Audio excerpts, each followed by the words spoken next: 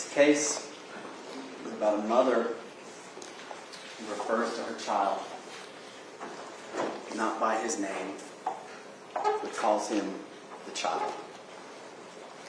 That child's name is Carter Ambrose, and his mother killed him. Repeatedly called him the child. He didn't have a name, he didn't have an identity, which he testified.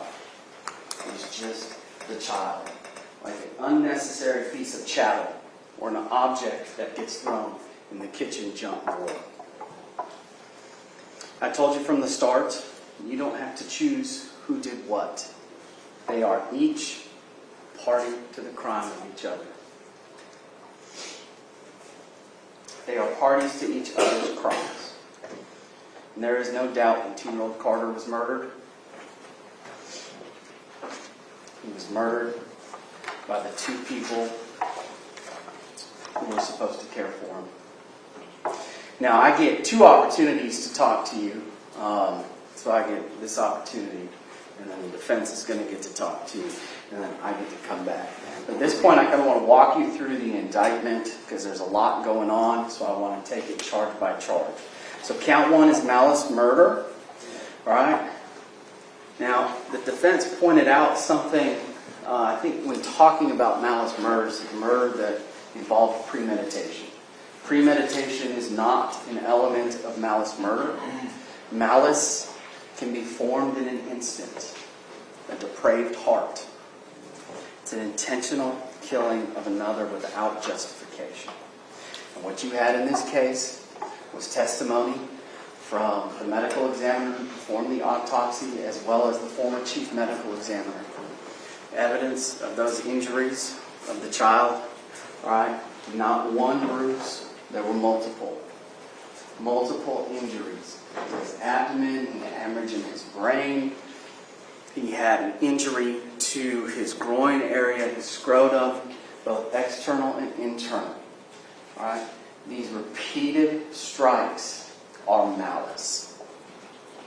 That is what malice is. They are repeated. They are intentional. And on a 2-year-old child, they are 100% a depraved heart. This was not an accident. Count 2 is felony murder. It's based on cruelty to children in the first degree. So this felony murder doesn't require malice. All it requires is the intentional committal of cruelty to children in the first degree, which then caused the death of Carter. All right? Cruelty to children in the first degree is the intentional infliction of pain on a child under the age of 18. All right? It caused the death of Carter Ambrose. Again, the injuries, the repeated blows on that child. Count 3 is the cruelty to children in the first degree count. Intentionally causes cruel physical pain to a child under the age of 18. Count 4 is felony murder. This is based on aggravated assault. An object which, when used offensively, is likely to result in serious bodily injury or death, caused the death of Carter Ambrose. Alright, now in that indictment, and I didn't hide this from you from the beginning, the exact nature of the object being unknown to the grand jurors. And I told you I didn't hide the ball from you. You're going to have some questions. You may have some questions. What object was used? Alright, all it has to be is an object, and you look at the nature of the object, how it was used, whether it's a baseball bat or a fist, all right, likely to result in serious bodily injury or death. Count 5 is the aggravated assault, which underlines the felony murder that I just outlined for you. Count 6 is murder in the second degree. Murder in the second degree is based on a negligence theory. Again, malice is not required. The only count that malice is required is the malice murder. Murder 2 does not. It operates differently. It's a negligence standard. Alright, so here, the negligence caused cruel and excessive physical pain to Carter when he has a lacerated liver and has been sick all weekend and nobody gets him medical attention. That is the negligence. He should have gone to the doctor before Tuesday. And cruelty to children in the second degree. The criminal negligence, which I'll define for you. A failure to act which shows a willful, wanton, or reckless disregard for the safety of others who might reasonably be expected to be injured by the failure to act. As the moments, as the hours ticked by, Carter slowly died. So remember the timeline. His time of death was November 17th, 2020. It was in the mid-morning. Time of injury was 24 hours before he died. So that was Monday morning. All the way up to 72 hours after that, which was Saturday morning. If you remember the timeline. Sunday was when Carter was not fine. There's a couple other things I want to point out legally for you. One is the statute of limitations. So there's dates in the indictment. They don't actually mean a whole lot. All the state has to do is prove to you that this crime was committed on a day within the statute of limitations. So it's easy on murder because there isn't. All right. As it relates to the felonies, so you've got the aggravated assault, cruelty to children, second degree. All right, and a couple of the other ones, it's a 4-year statute of limitations. All right, so this happened November 17th. The indictment was towards the end of 2023. So it was November 17th, 2020. Indictment was in 2023. On my count, we're at 3 years, not 4 years. And remember, the prosecution doesn't commence at the start of trial. It commences at the time of indictment. So this indictment, regardless of the time frame complaining, was returned timely. Other issue that I want to point out, and I don't know, it really hasn't come up at this point or not, but the judge is going to read a bunch of the law to you, and in that is venue. You have to try a case, you have to where the crime was committed, usually. So in this case, the injury was inflicted in the apartment in Houston County. You were wondering why we kept asking, is that in Houston County? Because that is an element of the crime that the state has to prove. Right? This apartment complex is in Houston County. That is where Carter was from Saturday evening all the way until he was rushed to the hospital. During that whole time frame, it's all in Houston County. So I don't want you to get caught up by that.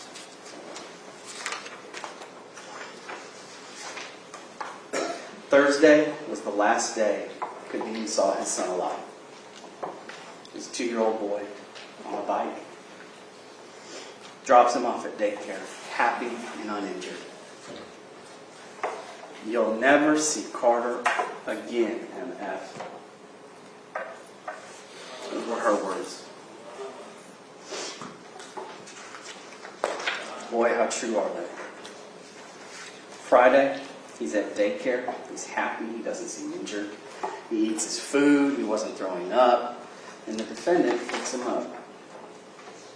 Saturday takes him to Granddad's house. He's happy, playing. He's uninjured. He's not throwing up. And then the defendant has Carter by herself for the rest of the day, Saturday, as well as most of the day, Sunday. And during the day, he's fine. She's the only person who has him. Boyfriend comes over. They have dinner. And that's when Carter is complaining of stomach pain at bedtime. And in her first interview with Sergeant Collins, she says that's when he was throwing up. It's not till the second interview that she changes her story. She moves it out to when she didn't have access to him. But that Monday, Carter is sick in bed, early morning hours. She goes to work. Her boyfriend stays home with him all day Monday. Carter's throwing up again. Throws up overnight. He's complaining of stomach pain. Then Tuesday morning is when he's rushed to primary pediatrics.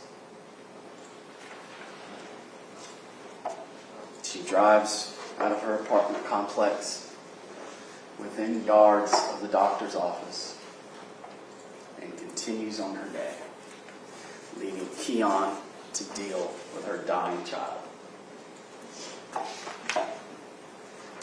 Again, you don't have to decide who did it. You don't have to pick one or the other. It's not all or nothing. Alright? These two people had access to this child when he was symptomatic, the only two. Everybody else who came into contact with this child leading up to Saturday evening said that boy was happy. He wasn't throwing up.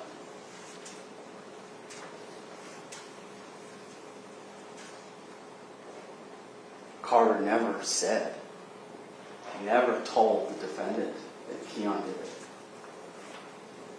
He would run to me and point and tell me who hit it. He didn't do that. He didn't do that. And she don't know what's going on. They know nothing about anything.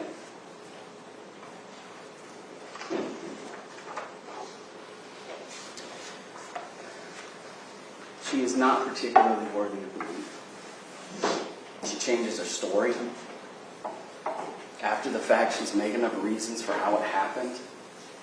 She's bringing up that he fell, maybe off the couch or the bed, fell in the bed, rolled back and hit his head.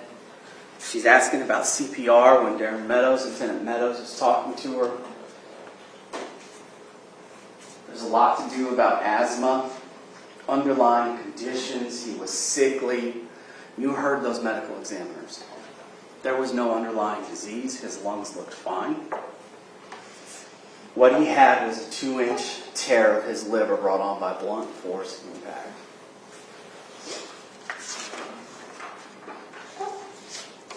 It's a claim that she doesn't know.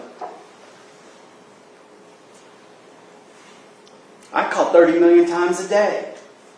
I FaceTime. I always check in when someone else has my child. And she's right there. She's right there.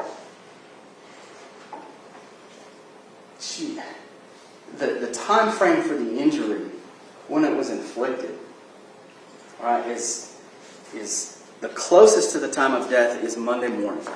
So if you go back, she's the one who was right there with him the whole time. And according to her, she watches him like a hawk. I mean, she calls him a crybaby. He's dramatic. What a way to talk about your son. Whose autopsy photos have just been shown to the world.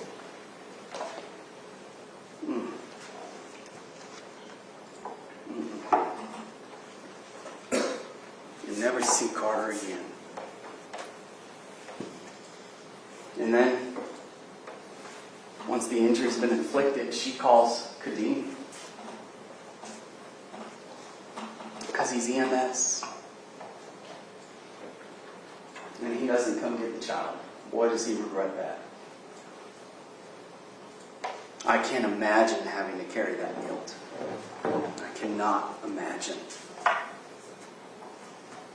So she leaves him with Keon. Because she's a single mother. What else am I supposed to do?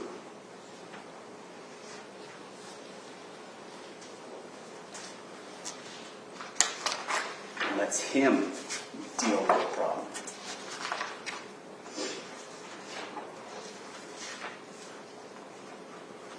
She left him hold the bag, but then doesn't blame him, which is a bit odd. Rather, according to Kadeem, the man that she wanted to take the child because he was sick, wanted Carter to go with him, when he discusses with her the autopsy report and injuries of the child, and if he finds out Keon did something, he doesn't know what he'll do, she gets mad at him. She gets mad at a father grieving the death of his son for having the audacity to suggest that Keon did this. Now, I think I brought it up in my opening originally, and that is reasonable doubt. We're going to hear beyond a reasonable doubt The judge is going to instruct you on that. I spoke about it with y'all a little bit on Monday in my opening statement. And I like to think of it as pieces to the puzzle. Yes, this is a circumstantial case. I told you from the beginning we didn't have an eyewitness. There's no CSI Miami, 1 hour, DNA, solve the crime, let's go home. It's all circumstantial, but there are plenty of pieces to this puzzle. First one is that the defendant and her boyfriend are the only ones with custody even at the outset of the symptoms. She changes her story. Her second interview, she tries to point her story away from herself. She doesn't go as far as to blame Keon, but she starts to build her own timeline. She's never blamed Keon. She's even defended him. She calls him 30 million times a day. And let's not ignore the fact that this is a substantial injury. This is a 2-year-old boy with a lacerated liver, a 2-inch laceration. But that's not the only injury he has. He has multiple injuries, including to his groin area, his scrotum. And he's a crybaby. He cries over everything. That's what the defendant says. You're not going to sit here and expect me to believe that this child was not in serious pain. The 2-inch laceration of the liver, and that it was just a minor tummy ache. There's no chance of that. You're not going to tell me this child wasn't in the fetal position, holding that stomach, rocking back and forth with a lacerated liver.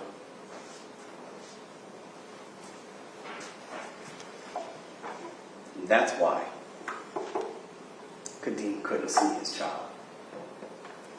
That's why he couldn't FaceTime or talk to that boy. Because remember, she's mad, she blocks him. He said it happens sometimes, but she's never refused him access to the child until the weekend his liver is lacerated.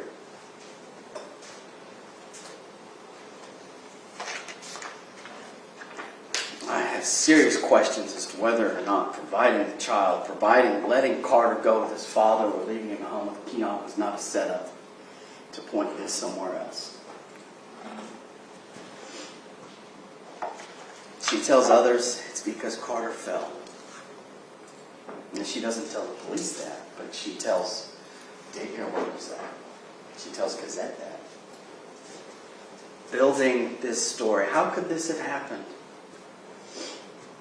And then she bragged about the investigative report, which is kind of an odd thing to do.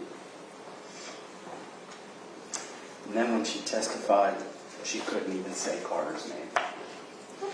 Now, this isn't the only time I'm going to speak to you. I'm going to speak to you again. I'll have more to say. But this is not an accident. This is cold-blooded hate, murder, malice, depravity. No child should die like this. Thank you. Once again, I'm Jeff Grove here representing Ms. Davis in this matter. I'm not going to whisper to you. I may do a little shouting.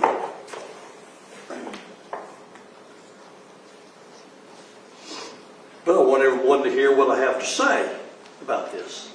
Okay? First of all, Ms. Davis thanks you for your service. She understands how traumatic of a case this really is. And it is. It's a sad case, as you'll ever want to hear.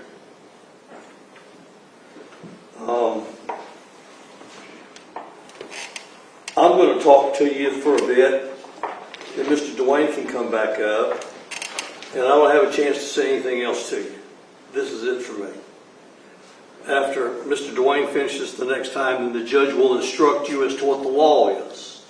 And it's very important that you listen to what the law is. They're called jury instructions. And the judge is going to talk to you, about what the law is, and I may go over some of that with you. But what I want you to first understand, or to also understand, is you will have a copy of the indictment with you. where you yourself will get to read the indictment.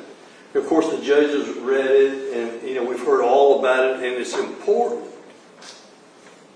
It's important that you pay close attention to the language of all of the counts in the indictment. First of all, understand, and I'm glad Mr. Dwayne mentioned that the statute of limitations on some offenses is 4 years. As we know, this offense, the child died, Carter died, on November the 17th of 2020. That's when COVID was going on, if you remember. Okay?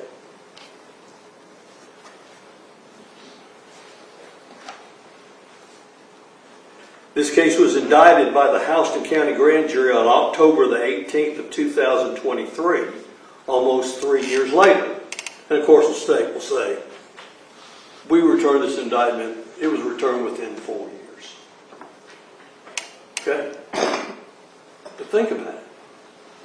3 years later, here we are, July of 2026, the case is finally going to trial. And you have to think, why? Okay? Of course, the state can get up and argue that they did everything they're supposed to do, and, the fact that the sheriff's department did their thing, and then it was submitted to us, and, it was the grand jury that didn't return the indictment until October of 2023. But in any event, timelines are always important in everything, in life, okay? In everything we do. And like I say, you need to be mindful of the fact that here we are, some 6 years later, after the child has died, that this case is going to trial. Okay? Now,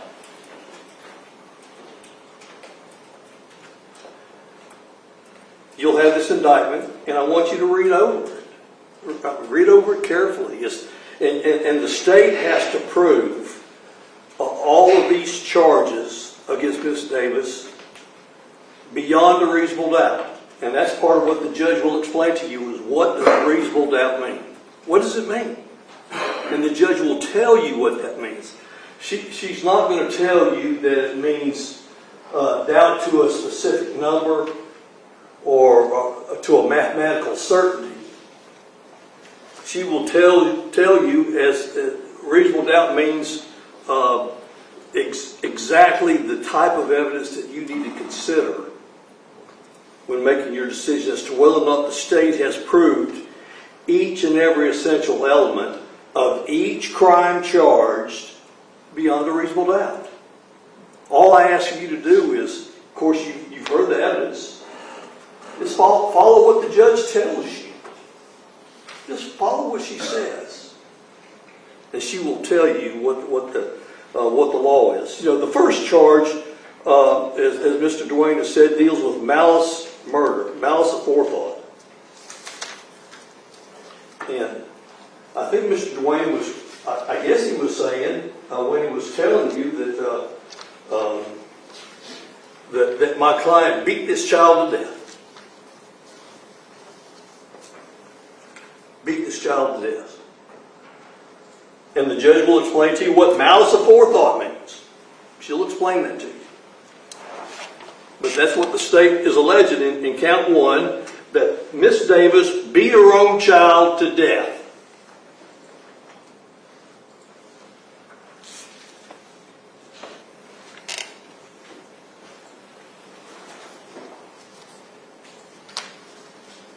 And of course the state has said that they don't have any eyewitnesses or any factual evidence or direct evidence of that nature, that it's all circumstantial.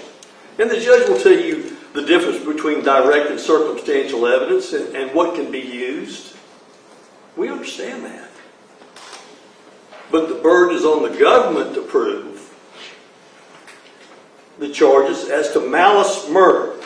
Malice murder is in our way of doing business in the state, that's the most serious offense that the state can charge somebody with. For beating someone to death.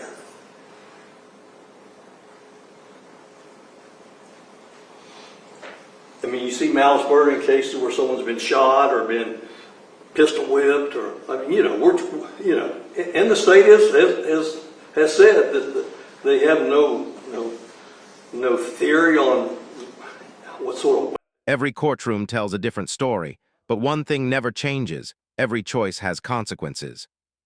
Whether you agreed with the judge's decision or think the outcome should have been different, let us know your opinion in the comments below. Your perspective could spark the next big discussion. If you enjoy real courtroom cases, legal breakdowns, and powerful moments of justice, don't forget to like this video, subscribe to the channel, and turn on notifications so you never miss our next courtroom story. Thanks for watching, and we'll see you in the next case.